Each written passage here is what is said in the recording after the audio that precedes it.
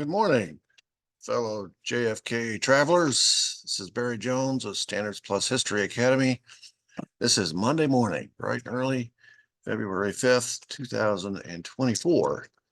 And we have been looking at doppelgangers, laying a trail, very incriminating trail back to Lee Harvey Oswald. This is part 4. This will be episode 25. And I wanted to start with consideration of all the evidence that we've just looked at. And we haven't looked at all of it, but just the evidence that has been monkeyed with or screwed with, because that's going to be a relevant topic, today's topic.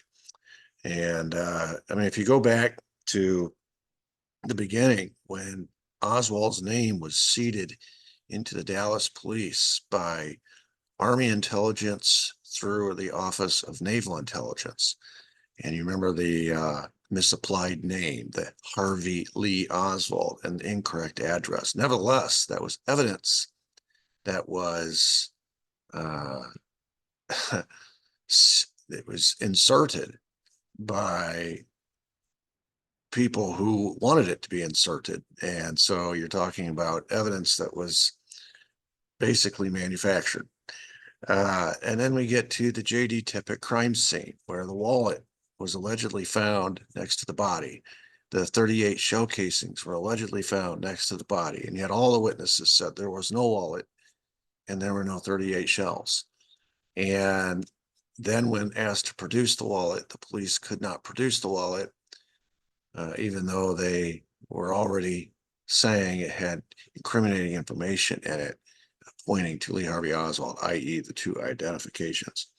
And of course, the 38 shell casings we discovered later in a Warren Commission exhibit were not even the ones that the Dallas police allegedly found, because the Dallas police officer who said he found them put his initials on the 38 shell casings. And the shell casings that the Warren Commission put in its report did not have those initials. Again, manufactured evidence. When the timeline became a problem, the Dallas police changed the timeline in the coroner's report from 106 to 115 to give Oswald 9 more minutes to walk from his house, his rooming house in Oak Cliff, to the site of the J.D. Tippit killing. Even all the witnesses said he was killed between 105 and 106. They just changed, they tampered with evidence. They just changed the time. How about the gun? The original gun found in the Texas School Book Depository 6th floor was identified by 2 police officers as a German Mauser. However, after the visit to Oswald's home, that German Mauser disappeared, and substituted in its place was a Mannlicher Carcano, which could be traced to Oswald. This despite the fact Marina Oswald went out and checked in the minutes after the assassination, and her husband's gun was still wrapped in the blanket on the shelf in her garage. Again, evidence tampering.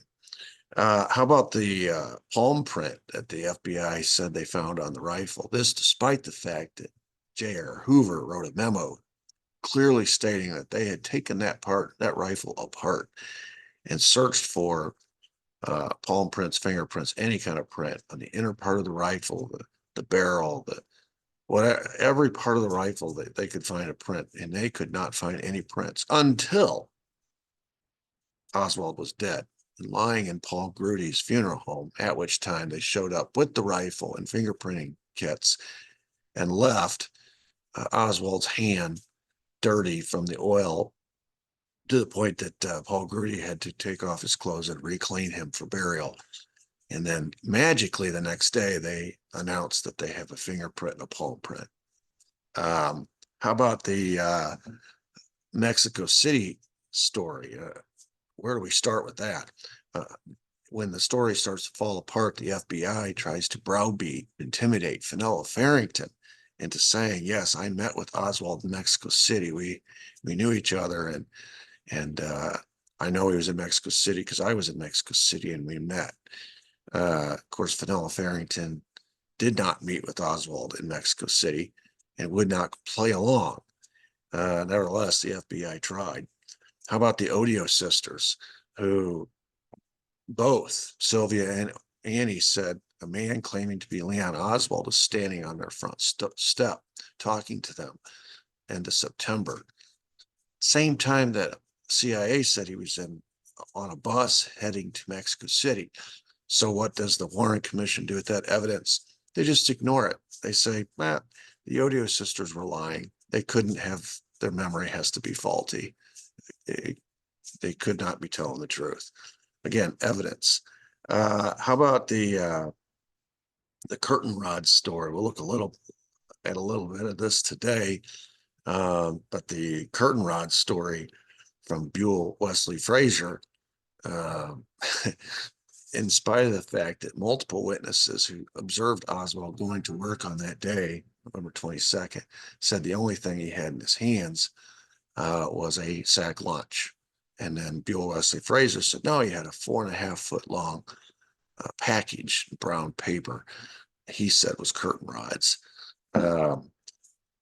The paraffin test, which was administered to Oswald immediately after his arrest to see if he'd fire a rifle that day. This is exculpatory evidence, would go a long way to clearing him from at least the assassination, because it showed conclusively that he had not shot a rifle that day. The FBI just changed that, so he probably shot a gun that day because he had traces of carbon or nitrates on his hands, but nothing on his cheek or his neck or his shoulder area. And those results were never released to the public. That would have gone a long way towards clearing him of the assassination, certainly. How about the Mexico City voice recording that alleged that Oswald was having conversations with an assassination expert in Mexico City, et cetera, et cetera. And then when the recordings were requested, they disappear, just disappear, kind of like the wallet. How about the photos? The photos of an alleged Lee Harvey Oswald, which are clearly not Lee Harvey Oswald, they're of a doppelganger. This is evidence that even a low-level CIA officer should be able to look at and say, hey, that's not Lee Harvey Oswald. Instead, it's included as evidence against Lee Harvey Oswald to prove, to buttress their cover story. How about Miss Sylvia Duran at the Mexico City Cuban embassy, who met with Oswald 3 different times and was in a position to know what he looked like and be able to compare that to the actual photo, the actual person. And when presented with this choice, she was able to conclusively say, the man I saw was not the man that you have arrested. They're not the same people. So what did the CIA do to her? They had her arrested. They had her tortured so that she would change her story to fit, again, the narrative. How about all these doppelgangers we've been talking about? One after another, laying a trail. This is orchestrated. This is evidence that is being orchestrated in advance, and in some cases, we'll learn later, even after, to lay a trail of guilt right back to Lee Harvey Oswald's feet. So what we see here is a massive undertaking of evidence tampering. And so the question today, but by law enforcement, the people that you expect would not do this are doing this because they have an agenda. So the question that we want to consider today is, how did the FBI deal with the growing number of doppelganger witnesses? We've already looked at a minimum of 9. And I want to look at 2 stories today coming out of Dallas. The first is the story of Wayne January, and the second is the story of Ralph Yates, and how the FBI treated both of these stories. And I think it'll fit within the pattern that you see.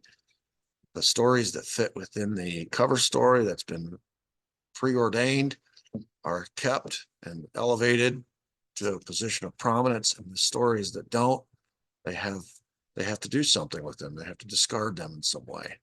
The story begins with Wayne January at Redbird Airfield, which is on the outskirts of Dallas. You can see here in this picture, Dallas is in the foreground there. and the airport is right out front. So you see it's on the outskirts there. It's and he says, he tells the story. He says on a Wednesday morning, this is the Wednesday of the assassination. So this is November 20th.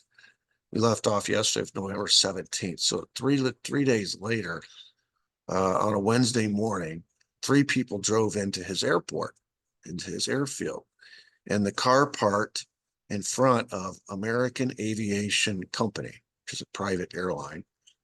And according to Wayne January, a heavy-set young man and a young woman got out of the car, and a young man sat in the right front passenger seat and stayed in the car. The man and the woman came in and spoke with Wayne January, American Aviation's owner, and they said they needed to rent a Cessna 310 on the afternoon, 2 days later of November 22, which would be a Friday, to fly to the Yucatan Peninsula in southeast Mexico near Cuba. All right. So evidently, Wayne January did rent planes for purposes such as this. So they're looking for a rental, a plane similar to this one here. And January says he became suspicious of the young couple because they started asking interesting questions, like how could the plane go? How far could it go without refueling? What's its top speed? Would it be able to land in one spot and continue on to a second location, et cetera, et cetera? And they were just generally suspicious in the way that their mannerisms, the way they were talking with him. So January just made a decision. He thought something's funny here, so he decided not to rent the plane to the couple. He thought the way they were talking about Cuba made him suspicious that they really wanted to go to Cuba, not the Yucatan Peninsula in Mexico. So according to him, the young couple left his office and they weren't happy. And January watched him leave, and he said, I paid special attention to the second man who was still sitting in the car. All right, so that was Wednesday. The following day, on Thursday, January was working on a DC-3 with the pilot, and this pilot was scheduled to fly this plane on Friday afternoon, and they just got talking while they're working. He's curious about the pilot, who was a Cuban, and he asked him about his background. And the pilot told him that he used to be in the Cuban Air Force, and that he found out from the pilot that the owner of the DC-3, he was storing this plane for somebody, and the owner was, quote, an Air Force colonel who bought the plane on behalf of a company known as the Houston Air Center, which January knew to be a CIA front. So this is, in his view, a CIA-owned plane. So this pilot must be a CIA pilot. That was his conclusion. During the lunch break, January was sitting there eating lunch with that same pilot, and the pilot told him, Wayne, quote, they're going to kill your president. Remember, this guy is piloting a CIA plane. He's been hired by the CIA, so this guy has CIA connections, and he is telling Wayne January, they are going to kill your president. And January responded, you mean President Kennedy? And the pilot says, quote, yes, I used to be a pilot for the CIA. I was with the agency during the Bay of Pigs. Many of my friends died there. These people blame John and Robert Kennedy for what happened there. January responded, is that why you think they're going to kill the president? The pilot says, quote, they are not only going to kill the president, they're going to kill Robert Kennedy and any other Kennedy who gets into that position. You will see. But right now, we need to get back to work. This plane has to be ready to take off from Dallas by early by early afternoon tomorrow, which would be Friday, November 22, the pivotal day, of course. So, of course, this conversation sticks out in Wayne January's mind. They went back to work after lunch, and according to January, the pilot made another ominous comment while they were working. He said they want Robert Kennedy real bad. And January said, but what for? And the pilot says, never mind, you don't need to know. So this is all happening on Thursday. The following day, on Friday, he and the pilot finally finished their work early afternoon, Friday afternoon. And January said at about 12:30 p.m., he noticed a commotion in the terminal. And there was a police car that had been stationed there. It was parked there. And it took off from the terminal at a very high rate of speed. And of course, that caught his attention. And so he walked back to the terminal and he overheard somebody who was walking by, a passing motorist who had slowed down, who shouted out the window of his car, "The president's been shot." And so January rushed into the terminal, found a radio, turned it on, and of course, that's all they're talking about is that the president has been announced dead. He's been shot, and and you know, January is like everybody else in America at this time, just shocked.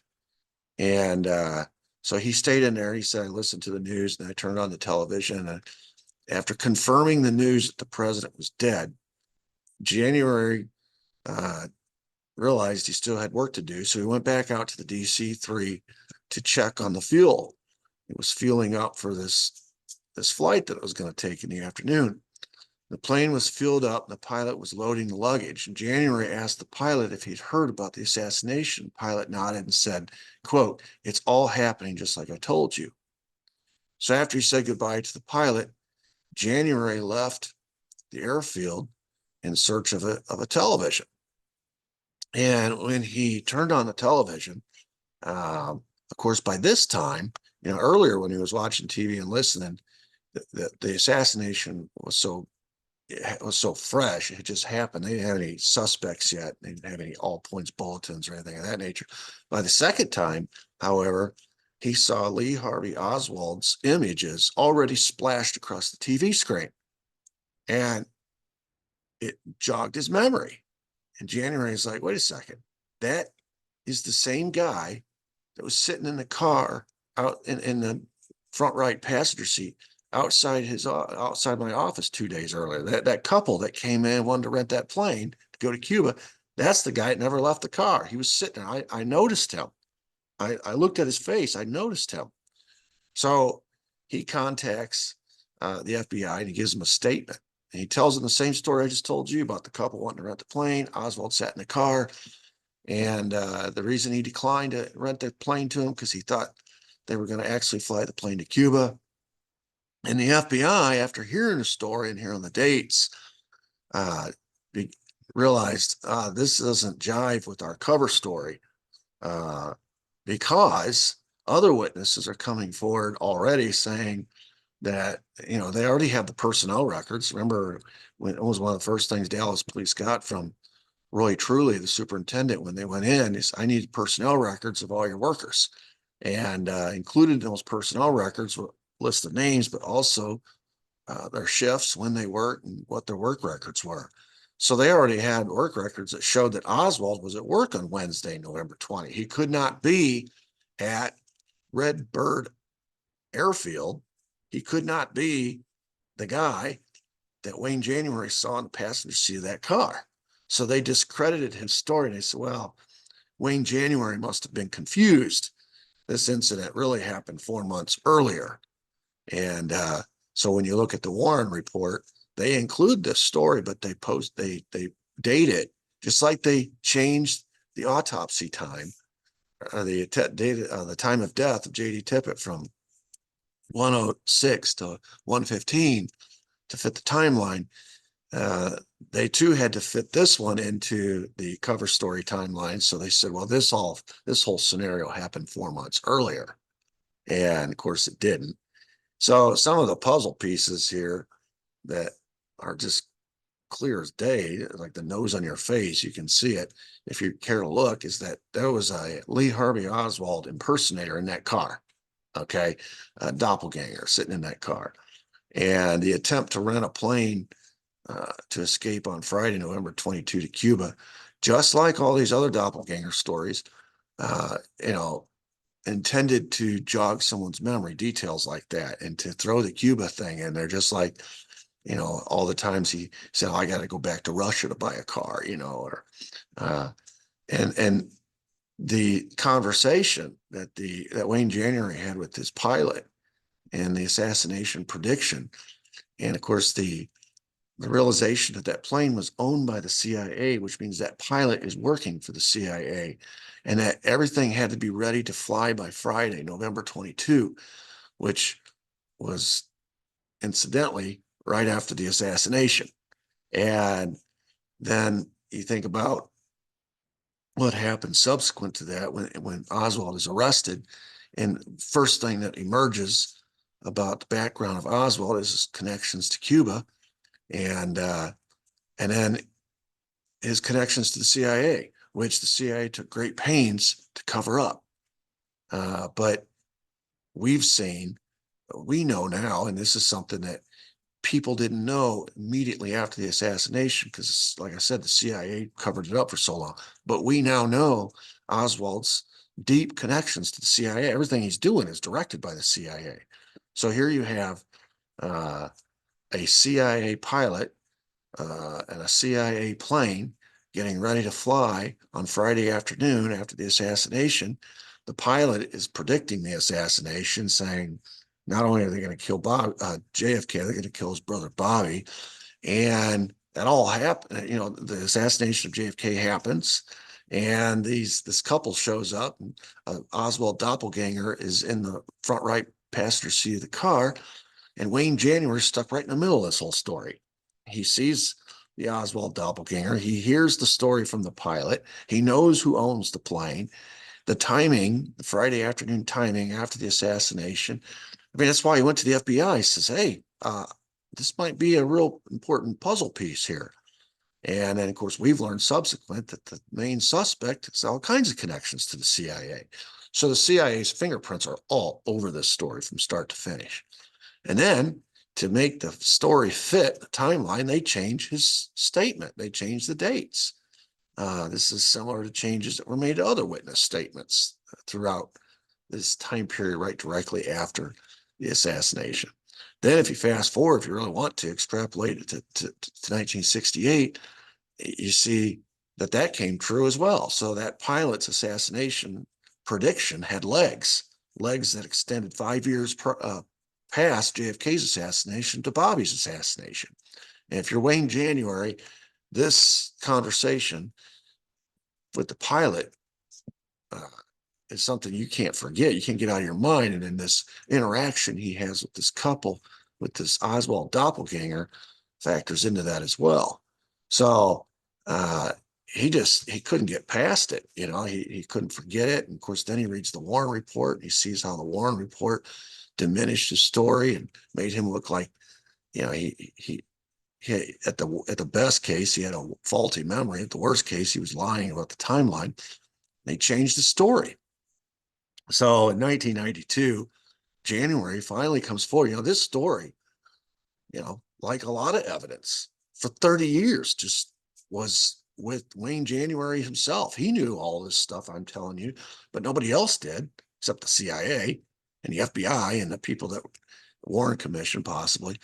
But the public didn't know. So in 1992, he finally unburdens himself, and he gets together with an author, Matthew Smith, and you can see this book here, JFK, Say Goodbye to America. The picture on the left is Wayne January, and that is his story. And you'll see that the foreword was written by Jim Marrs. Jim Marrs is one of the first, best, and most reliable, and in my view, unimpeachable JFK assassination researchers that's ever come down the pike.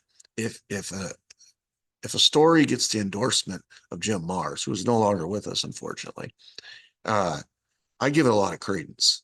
I give it a lot, because Jim Marrs was one of the first to call this whole thing what it was. It was a CIA plot to kill the president. And there's several books that he's written. He was in Dallas. He was very familiar with that terrain, that territory down there.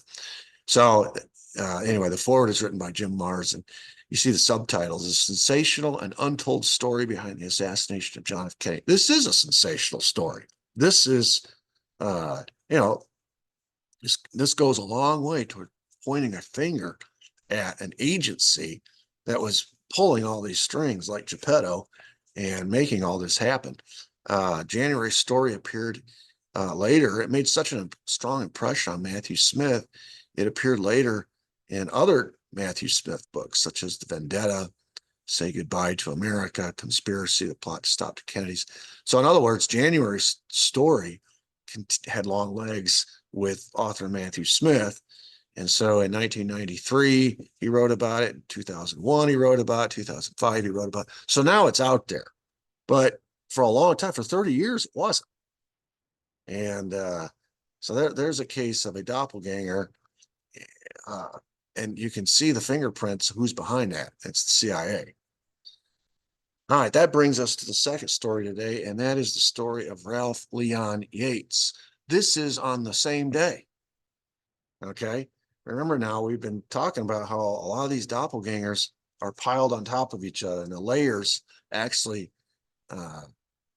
work against each other because they duplicate places and times and people, and they actually go too far in trying to lay this trail, prepare this trail to land at Oswald's feet. So here's the second story, what I call it part two. It happens on the R.L. Thornton Expressway heading into Dallas, Texas. Yates was a refrigeration mechanic for the Texas Butcher Supply Company in Dallas. And his job was to go around and meet with the meat outlets that handled the Texas butcher meat supply and fix their freezers if they had issues. And so on November 20, he was making his rounds to the meat outlets, checking all their freezers and things. And at 10:30 a.m., he's on this expressway, and he stops and picks up a hitchhiker near the Beckley Avenue Expressway entrance in the Oak Cliff section of Dallas. Now, this is significant because this is the exit that leads to Oswald's rooming house. Oswald lived in the Oak Cliff section of Dallas. According to Yates, the hitchhiker got into his truck and he was carrying a, quote, a package wrapped in brown wrapping paper about 4 to 4.5 feet long. Uh-oh. I know where this is headed. So he picks up this hitchhiker. This guy's got a package. It's wrapped in this brown wrapping paper. It's about 4.5 feet long.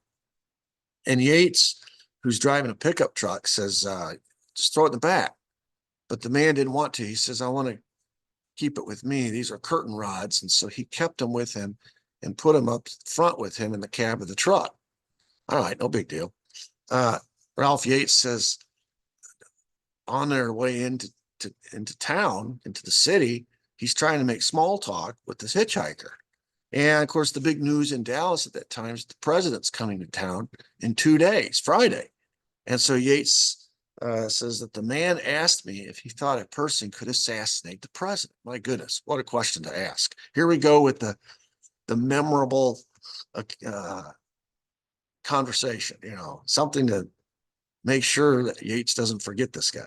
Yates says, well, I guess so. And the hitchhiker says, quote, do you think it could be done from the top of a building or out of a window high up?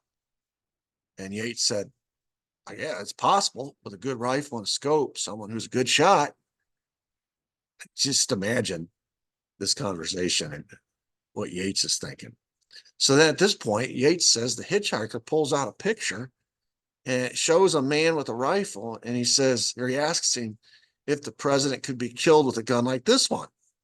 And Yates looks at the picture and he's like, I guess, and the hitchhiker says, do you know the president's route for the parade? And Yates says, no, but I think it's in the paper. The hitchhiker says, do you think the president will change the route?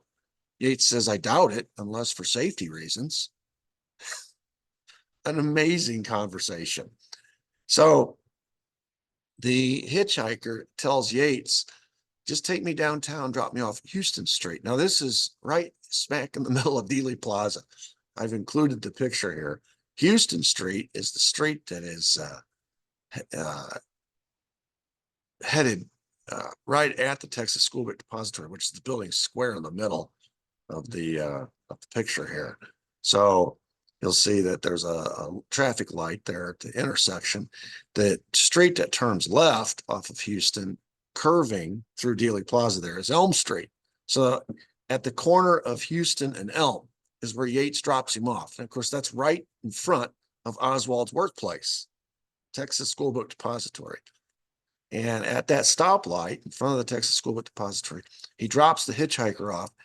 And last he saw was that the hitchhiker was carrying the quote curtain rods across Elm Street in the direction of the Texas School Book Depository to make it look like that's where he's dropping him off at his work or whatever. So Yates then returns to his workplace back at the Texas meat place, and he tells his coworker, Dempsey Jones, he says, "You wouldn't believe what happened." And he tells him the stories. I pick up this hitchhiker, and then listen to what this guy's talking about. He's talking about this assassination, high power rifle, top of a building, window. Are they going to, have they posted the route? Are they going to change he tells him the whole story.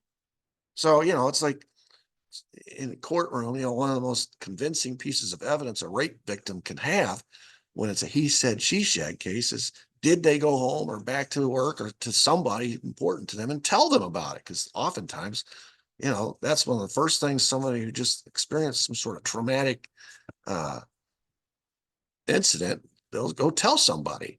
And that's exactly what Yates does. He goes back and he tells Dempsey Jones, "You would not believe what just happened." All right, so then we fast forward to the assassination, and Yates sees the picture, just like Wayne January sees the picture on TV of Lee Harvey Oswald. And he says, "Oh, that's the guy. That's the guy." He's identical with Oswald. So he does what any law-abiding citizen would do. He's trying to help the government solve an important case like this. He goes to the FBI, just like Wayne January did, and he tells them the story. And he takes with him Dempsey Jones. He said, "Just so you don't think I'm making this up, here's a guy I told the story." He told him as soon as it happened. And obviously the incriminating details in this whole thing, the Beckley Avenue entrance to the Thornton Expressway is the same street as Oswald rooming house. It was 1026 North Beckley. That's where Oswald lived. So this doppelganger went to the lengths of standing in a place where Oswald would have stood if he was hitchhiking, because it was near his house. And then he has his ride take him all the way to where the real Oswald is working, so that this looks legit. He picked up Oswald outside his house, took him all the way to work, which is the Texas School Book Depository. The hitchhiker's comments were so incriminating. The FBI, the Warren Commission, realized this is almost too obvious. And again, we got a problem because according to the work records, Oswald was at work on November 20th. It's the same problem that they had with the Wayne January story. We have two Oswald sightings, one on top of the other, while the real Oswald's at work. So it's not just one sighting that you have to explain. It's two. It's two. It's so incriminating. It could be interpreted as an obvious and clumsy attempt to draw attention to Oswald as a potential assassin. All right. I mean, even the Warren Commission, the FBI is like, this is too much. This is too much. The other problem that they had was they already had a curtain rod story. They don't need a second curtain rod story. The curtain rod story that they are going to go on record with is from Buell Wesley Frazier, who has since written books about this, et cetera, et cetera. And there's a lot you could say about Buell Wesley Frazier. But anyway, he was a neighbor of Oswald. He said he picked him up, took him to work on Thursday, November 21. And on that day, Oswald took a package with him that he said were curtain rods. So you can't have a hitchhiker bringing curtain rods to work on Wednesday and then Oswald bringing curtain rods to work on Thursday. Curtain rods were, he was taking them to work. According to Buell Wesley Frazier, he was taking them to work because on the weekend, he went home and stayed with Marina, and he was taking the curtain rods to Marina. So he had to take them on Thursday so that on Friday, when he went home, they would be with him at work. He could take him right. He wasn't going to be going home again, so he had to take him with him. Well, the Wednesday story complicates that whole thing. And so they already have a curtain rod story for Thursday lined up. They don't need Ralph Yates' curtain rod story from Wednesday. Again, they're doing too much. They're trying too hard, and they're stepping on each other's toes, trying so hard to incriminate this guy. So these, as I just indicated, these November 20th Oswald encounters, the January story has CIA written all over it. I mean, the pilot was CIA, the plane was CIA. You know, it's got CIA through and through. The story of Ralph Yates, though it's not connected directly by anything anybody says to the CIA, you figure if the CIA is handling all these doppelgangers, they would be involved in the Ralph Yates doppelganger just as much as they were the Wayne January situation. So it just smacks of an intelligence operation to incriminate Oswald with all these doppelgangers. They just did it sloppy. They just did it sloppy. And again, if you have a trial, these stories are going to be presented to the jury, and the jury's going to be like doing the same thing we're doing. Like, this doesn't make sense. Somebody is doing this. Somebody's pulling these strings. The problem is there's just too many Oswald sightings. I've given you 9 in the last 3 episodes. Here's 2 more. And they're getting to the point it's not believable anymore. Especially when you have a duplicate curtain rod story. That doesn't even make sense. It doesn't ring true. It doesn't pass the logic test. And so what's the FBI going to do with this? Well, they decided they're going to discredit Yates' story just like they did Wayne January's story. And when we get to the Secret Service, and I tell you the story of Abraham Bolden, it's a sad story, what they do to one of their own who becomes a whistleblower and inconvenient to the cover story. The Secret Service and what they do to Abraham Bolden is despicable. Well, they do the same thing to Yates. They force him into psychiatric care. He spends the next 11 years of his life bouncing from one psychiatric hospital to another, and he ends up dying at age 39. Now, that's a rabbit trail. You can go off and study what happens to Yates and how that all happens, but the FBI orchestrates that entire sequence of events. And during those 11 years, he was so hopped up on tranquilizing drugs and shock treatments and things of that nature that he basically emerged as a vegetable. And yet, throughout all of that, before he dies, he never recants his story. But in order to paint him as crazy, because this story is problematic to say the least, they can't have him run around telling this story. If he is going to run around and tell this story, they've got to discredit him. And of course, a psychiatric hospital is just the perfect thing to do that. And so here we see in today's episode 2 cases where the FBI realizes this story is a problem. One, because it doesn't fit the timeline, so we will change the dates, just like we changed the time of J.D. Tippett's death on the autopsy report.